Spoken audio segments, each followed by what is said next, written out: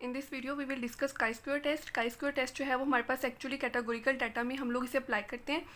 Categorical data ये होता है कि हमारे पास दो कैटेगरीज बनाई गई हों। जैसा कि इस एग्जांपल में देखें तो कुछ पेशेंट्स क्लिनिकल ट्रायल में क्या किया गया है कि कुछ पेशेंट्स को प्लेसिबो दी गई और कुछ पेशेंट्स को आइसोनाइजिड दी गई। ठीक है, अब उन्होंने ये देखा कि प्लेसिबो देने से कितने पेशेंट्स की डेथ हुई है और कितने पेशेंट्स जो हैं वो बच गए हैं। इसी तरह आइसोनाइजिड देने से कितनों की डेथ हुई है और कितने बच गए हैं। ठीक है, तो ये हमारे पास क्या है, ये कैटेगोरिकल डाटा है जिसमें दो कैटेगरीज बनाई गई हैं और उनमें क्या कर रहे हैं हम लोग, सिग्निफिकेंस ऑफ डिफरेंस चेक कर रहे हैं बिटवीन टू प्रपोर्शंस या बिटवीन टू कैटेगरीज।